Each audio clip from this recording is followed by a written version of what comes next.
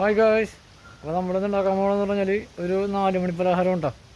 പച്ചക്കറിയെ കൊണ്ടൊരു പക്കോട ഉണ്ടാക്കാം, വെജിറ്റബിൾ പക്കോട. നമുക്ക് വീഡിയോയിലേക്ക് പോകാം. അപ്പോൾ ഞാനിന്ന് ഇത്രയും പച്ചക്കറി കൊണ്ട് ഇവിടെ പക്കോട ഉണ്ടാക്കാൻ എടുത്തേക്കുന്നത്. നമ്മുടെ ഇഷ്ടത്തിനനുസരിച്ചുള്ള പച്ചക്കറിയൊക്കെ കൊടുക്കാം കേട്ടോ. അപ്പോൾ ഈ എടുത്തേക്കണ പച്ചക്കറിയൊക്കെ അതേ ഇതുപോലെ നീളത്തിൽ അരിഞ്ഞെടുക്കാം കേട്ടോ. അപ്പോൾ നമ്മളെല്ലാം ഇങ്ങനെ അരിഞ്ഞ് സെറ്റാക്കി എടുത്തിട്ടുണ്ട്.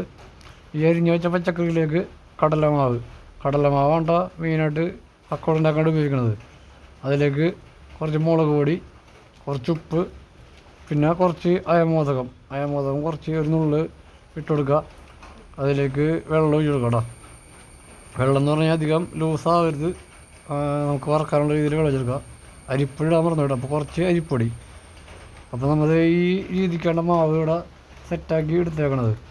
അപ്പോൾ നമുക്ക് ഓയിൽ ചൂടാക്കാൻ വെക്കാം. ഓയിൽ നല്ലോണം തിളച്ച് വന്ന് കഴിയുമ്പോൾ ഈ പരുവത്തിൽ നമുക്ക് മാവിൽ നിന്ന് എടുത്തിട്ട് ഓയിലിലേക്ക് ഇട്ട് കൊടുക്കാം കേട്ടോ. ചെറിയ ചെറിയ പിടികളായിട്ട് നമുക്ക് ഇട്ട് കൊടുക്കുക. നല്ല ചൂടായിട്ടിരിക്കുക നമുക്ക് ഇട്ട് കൊടുക്കണം കേട്ടോ. എന്നിട്ട് നമ്മൾ ആവശ്യത്തിനുള്ള മാവ് ഓയിലിലേക്ക് ഇട്ട് കൊടുത്ത് കഴിഞ്ഞിട്ട് തീ കുറച്ച് വെച്ചിട്ട് വേവിച്ചെടുക്കുക. തീ കുറച്ച് വെച്ച് വേവിച്ച് നല്ല ഒരു വേവായി കഴിഞ്ഞ് കഴിയുമ്പോൾ തീ കൂട്ടിയിട്ട് കഴിഞ്ഞിട്ട് അത് നമുക്ക് കോരിയെടുക്കാം കേട്ടോ. അപ്പോൾ നമ്മുടെ പക്കോടയൊക്കെ ഇവിടെ റെഡി ആയിട്ടുണ്ട്. ഈ ഒരു പരുവം നമുക്ക് എണ്ണയിൽ നിന്ന് കോരിയെടുക്കാം കേട്ടോ.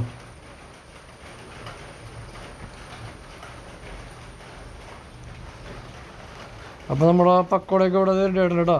ടൊമാറ്റോ സോസായിട്ടാണ് നമ്മൾ അത് കഴിക്കാൻ പോണത് കേട്ടോ.